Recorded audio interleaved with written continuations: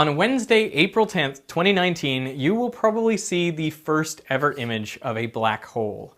That's when the Event Horizon Telescope will be releasing their results. And I haven't seen them yet, but I think they're going to look something like this. And I can be relatively confident because, well, it's going to look a bit like a fuzzy coffee mug stain. But if you are disappointed by this image, I think that misses the gravity of the situation. From this image, we should be able to tell whether the general theory of relativity accurately predicts what happens in the strong gravity regime, that is, what happens around a black hole. What I want to do here is understand what exactly we are seeing in this image. So here is my mock black hole of science.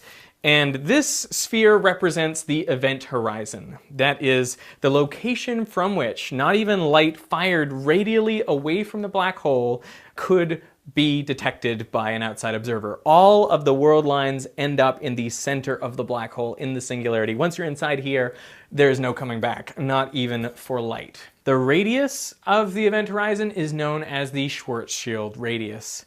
Now, if we were just to look at a black hole with nothing around it, we would not be able to make an image like this because, well, it would just absorb all electromagnetic radiation that falls on it. But the black hole that they're looking at, specifically the one in the center of our Milky Way galaxy, Sagittarius A star, has matter around it in an accretion disk.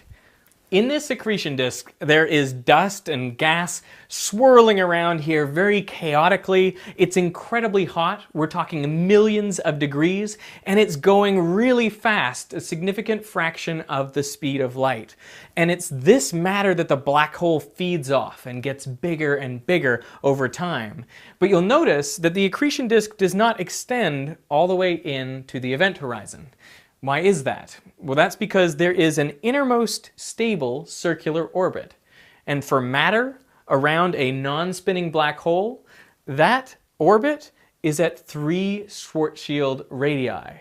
Now, in all likelihood, the black hole at the center of our galaxy will be spinning, but for simplicity, I'm just considering the non-spinning case. You can see my video on spinning black holes if you want to find out more about that. So this is the innermost orbit for matter going around the black hole. If it goes inside this orbit, it very quickly goes into the center of the black hole and we never hear from it again.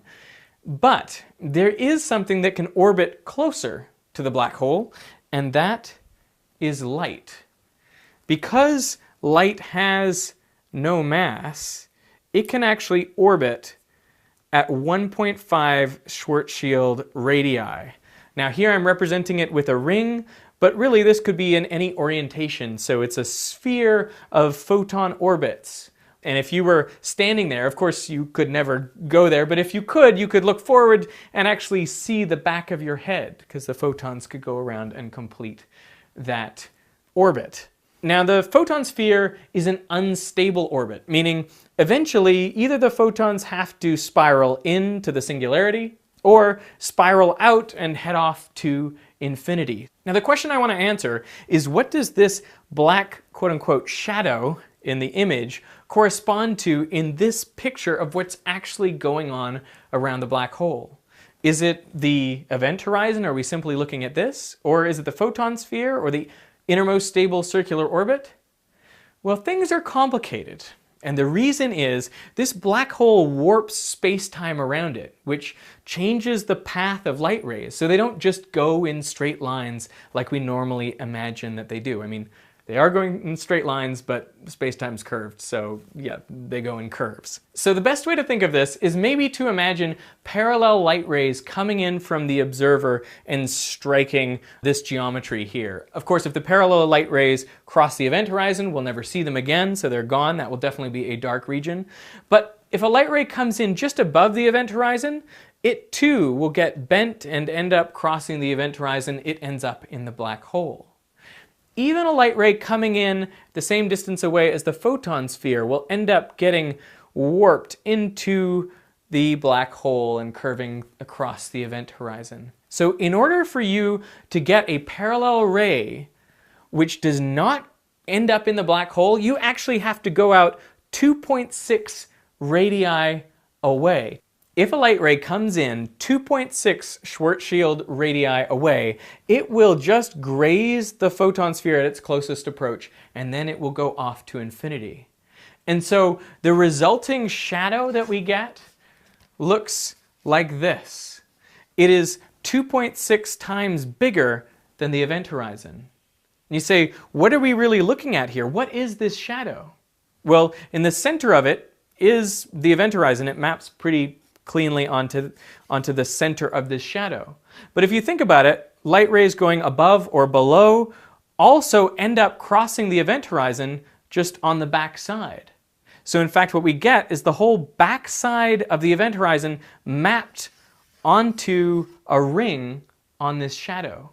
So looking from our one point in space at the black hole, we actually get to see the entirety of the black hole's event horizon. I mean, maybe it's silly to talk about seeing it because it's completely black, but that really is where the points would map to on this shadow. It gets weirder than that. Because the light can come in and go around the back and say get absorbed in the front, you get another image of the entire horizon next to that, and another annular ring, and then another one after that, and another one after that, and you get basically infinite images of the event horizon as you approach the edge of this shadow. So what is the first light that we can see?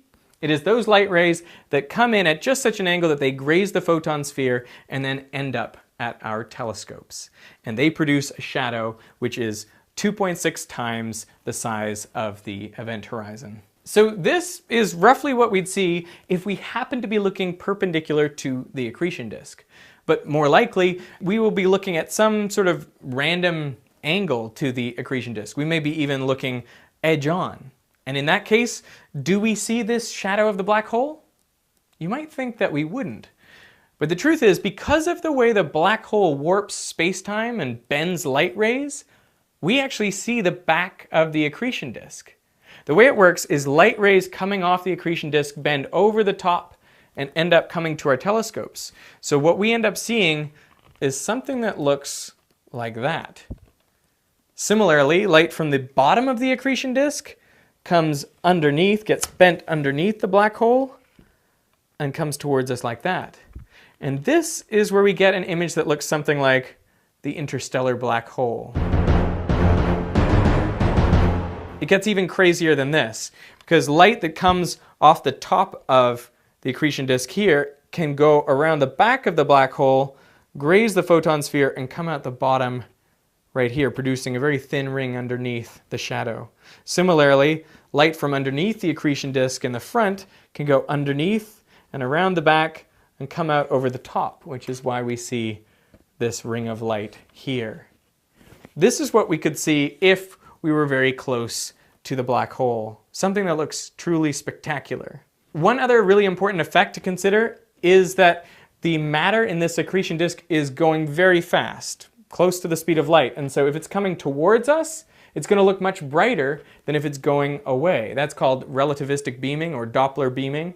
And so one side of this accretion disk is going to look much brighter than the other, and that's why we're going to see a bright spot in our image. So hopefully this gives you an idea of what we're really looking at when we look at an image of a black hole. If you have any questions about any of this, please leave them in the comments below, and I will likely be making a video for the launch of the first ever image of a black hole, so I'll try to answer them then.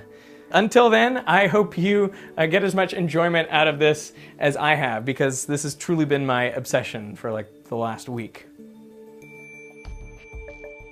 I guess what would be exciting is to watch it over time, how it changes, right? There's a lot of hope that there are blobs moving around. And, you know, if you see a blob go around the front and then it goes around the back and you see it in the back image, etc., then that's going to be kind of cool.